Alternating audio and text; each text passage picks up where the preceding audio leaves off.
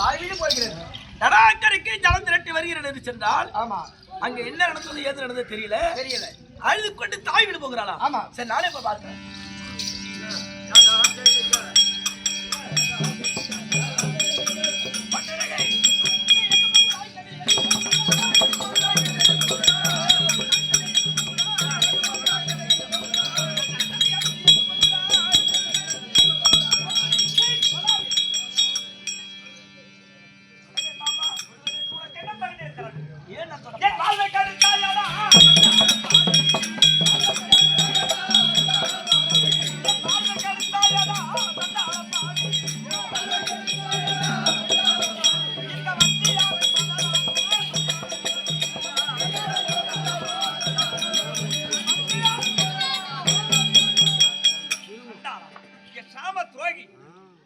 மௌனமாக அமர்ந்திருந்து என்னுடைய வாழ்க்கையே கெடுத்து விட்ட பாவியடா நீ.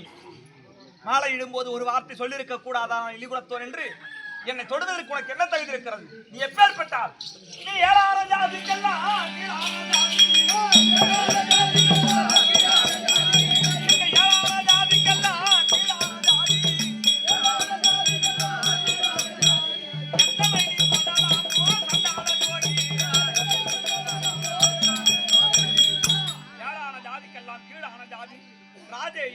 கம்மாளன் சூத புங்கவன் பெற்ற தாய் தந்தையர் யார் என்று தெரியாத ஒரு அனாதை என் தொடுவதற்கு உனக்கு என்ன தகுதி இருக்கிறது?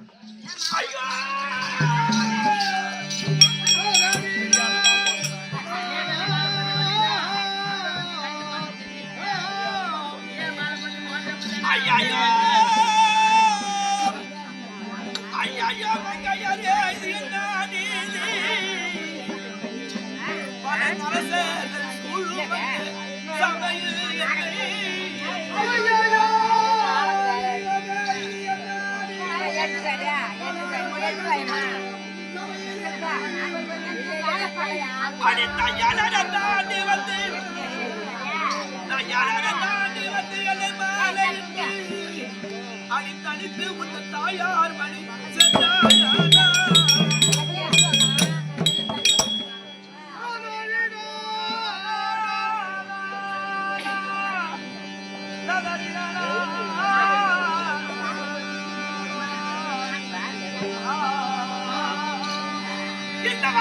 மையலை பார்த்து நகைக்கும் போது அடிவத்தியே என்னை விட்டிருந்தாயானா அடிநையூரே என்னுள்ள நான் தாவி எல்லாம்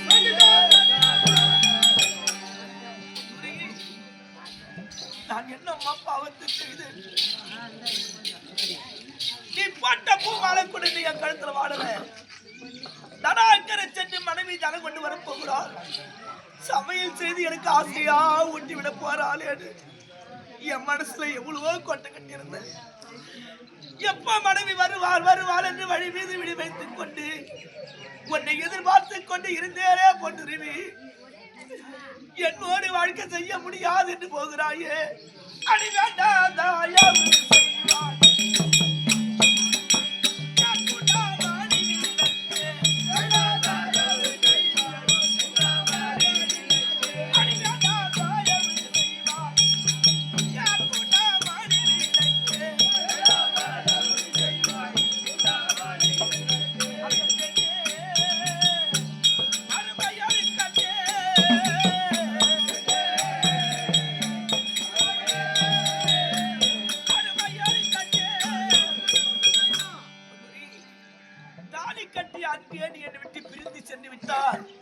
இந்த உலகம் எல்லாம் என்னை வீணா பேசுவாரு.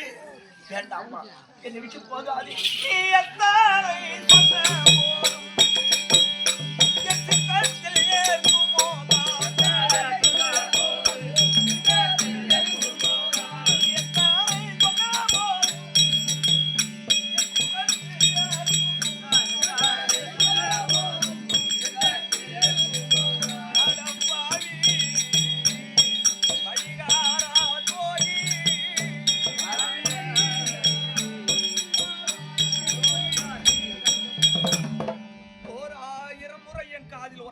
சரி, நான் ஒருபோது வாழ்க்கை நடத்துவது கிடையாது. என் தாய் மனைக்கு தான் போவேன். என்னை வழிமறிக்காதே போ. அப்புறம்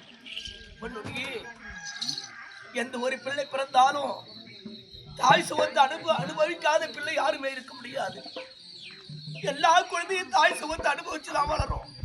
ஆனா எந்த பாவி நான் என்ன பாவத்தை செய்தேனோ, என்னை பெற்றாரே சண்டாளி சதிகாரி என்னை வேண்டாம் என்று வெறுத்து என் தாயாரே என்னை வெறுத்து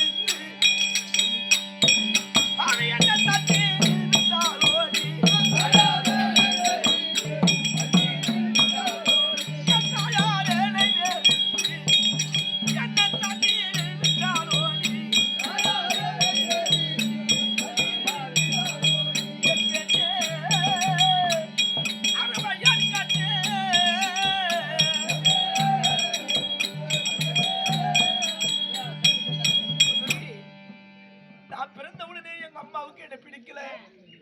அதனால ஒரு பெட்டியில வச்சு எங்க அம்மா என்ன தண்ணீர்ல விட்டுட்டாங்கம்மா. எங்க அம்மா முகத்தை பார்த்திருந்தா என்னை யாருக்குமா பெத்து நான் கேட்டிருப்பேன். எங்க அம்மா முகமே எனக்கு தெரியாத போயிடுச்சு. பொண்ணுருகி எங்க அம்மா செய்த தப்புக்கு நான் என்னம்மா செய்வேன். பொண்ணுருகி எல்லா குழந்தை பிறந்தாலும் ஒரு சொன்னாகிலும் தாயிடத்திலே பாலை குடிச்சுதான் அந்த குழந்தை வளரும். ஆனா எங்க அம்மா கிட்ட ஒரு சொட்டு பாலை கூட குடிச்சது கிடையாது. என்னதான் சின்ன வயசுல விட்டுட்டாங்களே. பொன்னுருகி தாயிடத்திலே சுரந்த பால் தான் கிடைக்கல. முதலில் வந்து தாலி கட்டிய மனைவி பொற்கிணத்திலே கறந்த பாலை கொண்டு வருவா, நம்மளுக்கு ஊட்டி விடுவாளே. அப்படி என் மனசுல நினைச்சிருந்தேன்னு அடி நீ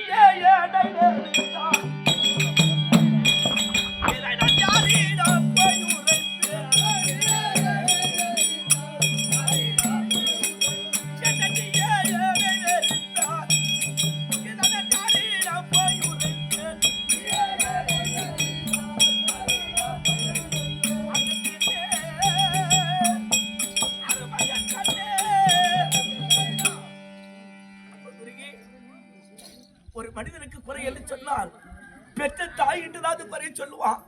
ஒருவேளை தாய் இல்லைன்னா தாரத்துக்கிட்டு தான் சொல்லுவான். தாய்க்கு பின் தாரன்னு சொல்லுவாங்களே. எங்க அம்மாவும் என்னை வெறுத்துட்டாங்க. கட்ட பொண்டாட்டி நீயும் என்னை வெறுத்துட்டா. எனக்கு யாருமா இருக்கிறாங்க? இந்த அண்ட மீடு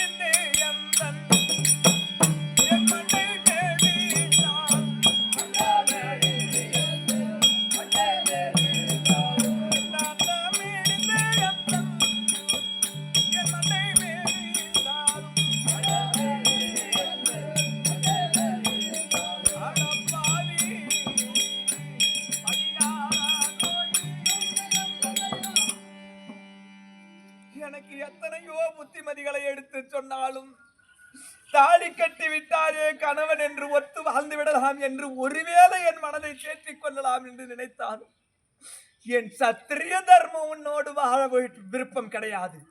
நான் சத்திரியனுக்கு பிறந்தவர். நீ இழிகுணத்தோம் தேரோட்டி உன்னோடு ஒத்து வாழ்ந்து விட்டால் என்னை இந்த உலகம் பாழாக பேசிவிடும். நான் வாழா வெட்டியா வாழ்ந்தாலும் என் தாய் மனையில் வாழ்ந்து கொள்கிறேன். வழிமறிக்காதே போ. அப்புறம் என் குறைய பூரா சொல்லிட்டேன். இதற்கு மேலே என் கூட வாழ மாட்டேன்னு தான் சொல்றேன். எனக்கு இதை தவிர வேற வழி தெரியல. எந்த ஒரு மனிதனும் செய்யாத காரியத்தை இப்ப நான் செய்ய போறேன். அது ஏன் எனக்கு மனைவி வேண்டும் என்பதற்காக என் மானமே போனாலும் பரவாயில்லை. கடைசியா இதை தவிர வேற வழி எனக்கு தெரியலம்மா. அதனால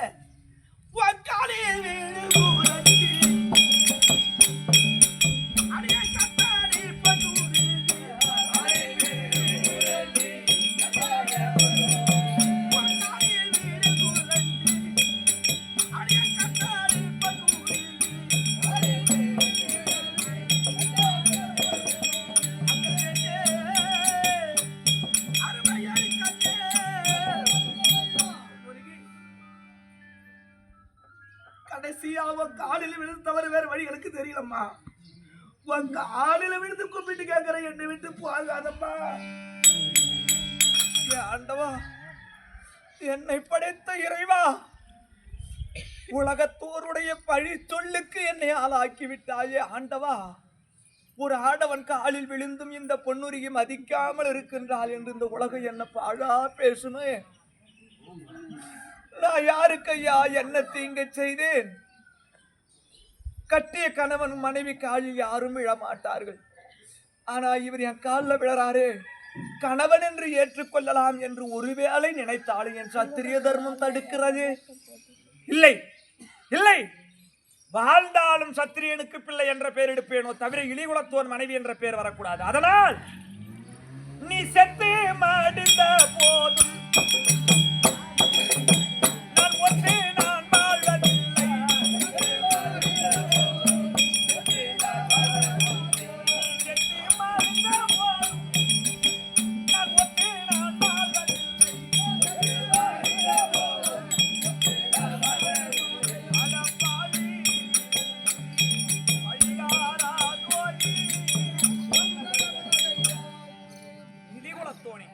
மாலையிடும் போது ஒரு வார்த்தை நான் இழிகுலத்தோன் என்று சொல்லியிருந்தால் உன் கழுத்துல மாலை இட்டிருப்பனா? இப்பேற்பட்ட நிலைமைக்கு என்ன ஆளாக்கிய பாவி அல்லவா நீ? என் எல்லை கூட நீ தீண்டக்கூடாது. நபர் அப்புறம் போ, நான் என் தாய் வீட்டுக்கு செல்கிறேன். என்னை மறிக்காது. என்னோடு வாழ முடியாது. என் தாய் வீட்டுக்கு போறேன்.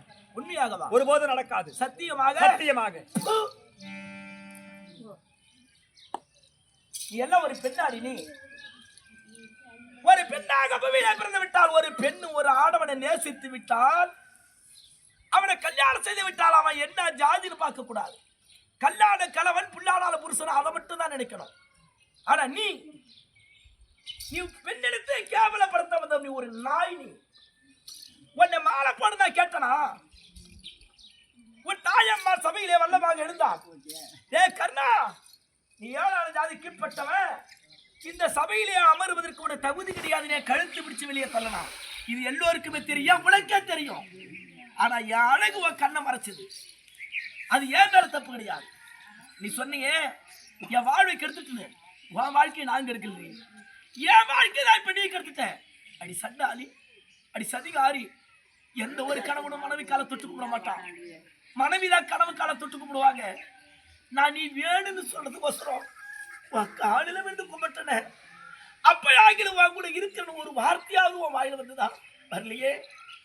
ஏய், ஒரு பெண்ணு பிறந்து அந்த பெண் ஒரு ஆடவனை மணர்ந்து தாலி கட்டி கணவனை விட்டு சென்று விட்டால் அவளுக்கு பேர் வாழ வெட்டி. ஆனா அந்த ஆம்பளைக்கு பேர் என்ன தெரியுமா? வாழ்க்கையே வெட்டி. நான் வாழ்ந்தும் புரோஜனமற்றவனாய் என்ன ஆளாக்கிட்டே. என் பொண்ணுருகி, நீ போகலாம். உன் தாய் தந்தையிடத்துல சென்று, அப்பா நான் இழிகுலத்தோனுக்கு மாலை போட்டுட்டேன், எனக்கு அந்த ஆள் பிடிக்கல, எனக்கு வேற ஒரு ஆம்பளை பார்த்து கல்யாணம் பண்ணி வேண்டி சொல்லலாம். பெத்த பாசத்துக்கு உங்க அப்பா அம்மா இன்னும் ஒரு ஆம்பளை பார்த்து உனக்கு கல்யாணம் பண்ணி வைக்கலாம்.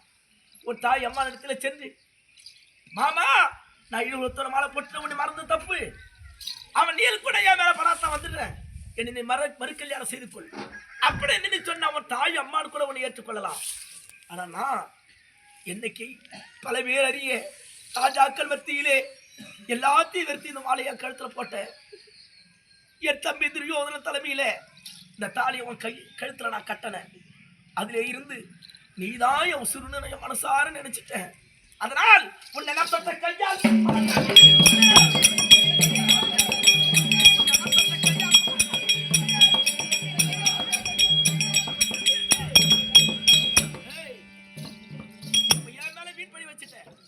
தாலி கட்டி அன்றைய என்னை விட்டு பிரிஞ்சு போறேன். இந்த உலக நாளைக்கு என்ன சொல்லும் தெரியுமா? தாலி கட்டி அன்றைய பொண்ணுக்கு பிரிந்து வந்து விட்டால், அதனால கர்ணனுக்கு ஆன்மீகம் இல்ல, அவன் ஒரு ஆம்பளை இல்ல, அப்படி என்னை வீணான படியா மேல வச்சுட்டேன். ஆனா நான் ஆம்பளை என்று நிரூபிக்க உன்னையே சேர்ந்து ஒரு பிள்ளை பெற்றாலும் பெரியவனை தவிர உன்னை மறந்து இன்னும் ஒரு பெண்ணை கனவுல கூட நினைக்க மாட்டேன். இது சத்திய சத்திய சத்தியபடி. நில்லு, நீயே இல்லைன்னு ஆகி போச்சு.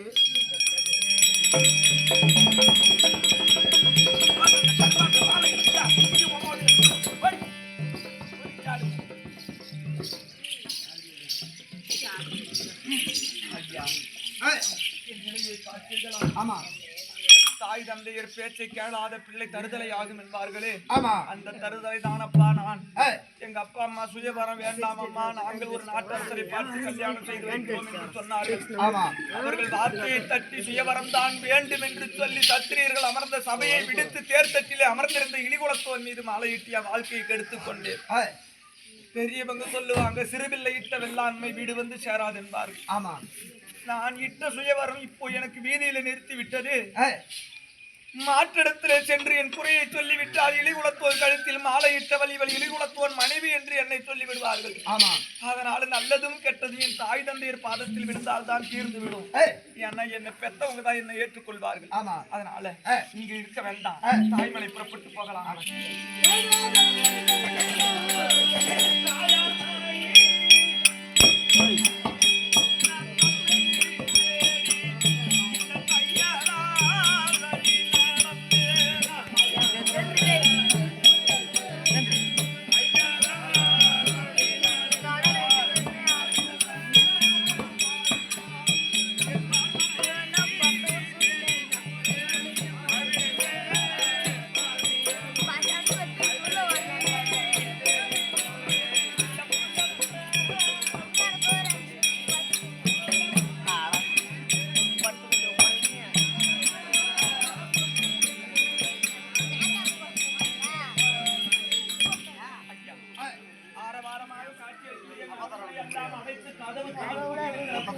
அது ஏன் தெரியுமா? என் தாய்மார்களுக்கு என் மீது சற்று கோபம் இருக்கும். அது என்ன காரணம் தெரியுமா? மனதுக்கேற்ற மன்னவனை தேடிவிட்டால் மகள் போய் வரேன் என்று ஒரு வார்த்தை கூட சொல்லாமல் போய்விட்டாளே என்ற கோபம். அது மட்டும் இல்ல, நம்முடன் பிறந்த தம்பி வல்லபாகுவை திருமணம் செய்திருந்தால் பிறந்த உறவு இருக்குமே, வல்லபாகுவை மறுத்து மாற்றான் கழுத்தில் மாலையிட்டாள் என்ற தாய்க்கு கோபம் இருக்கும். அது என்ன கோபமா இருந்தாலும் எறும்பூர கல்லும் தேயும் என்பார்கள். என் குறைய சொன்னா எங்க அம்மா ஏத்துக்குவாங்க. பிள்ளை பொன்னுருகி மன்னவனை தனி பிரித்து விட்டு அழுதக்கன் சிந்தனையோடு வீட்டுக்கு வந்திருக்காங்கன்னு ஒரு வார்த்தை. அழகி